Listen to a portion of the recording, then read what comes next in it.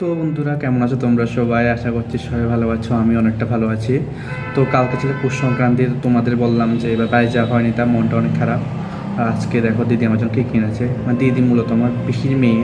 তো ও বাড়িতে গেছেন যে বাড়িতে, তো পিসি আমার কী কী বাড়িতে চলো তোমাদের দেখাই এবার। তো পিসি আমার কী কী বাড়িতে চলো তোমাদের দেখাই এবার। এই দেখো, এক বাটি ভর্তি পিঠা, কয়েকটা অলরেডি খাওয়া হয়ে গেছে। এখানে 4 রকমের পিঠা আছে, সব ভাপা পিঠা, তেল পিঠা, পুলি পিঠা, সব রকম মিক্স আছে। কয়েকটা খাওয়া হয়ে গেছে অলরেডি। দেন পাঠিয়েছে হচ্ছে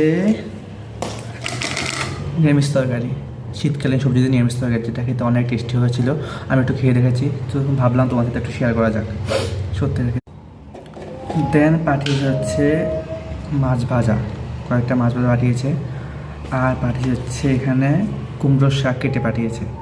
যেহেতু আমার কালকে থেকে এক্সাম, 16 তারিখ তো কালকে থেকে এক্সাম, তো আমার জন্য বেশ ভালোই হয়েছে, আর রান্নাবান্না করতে হবে না।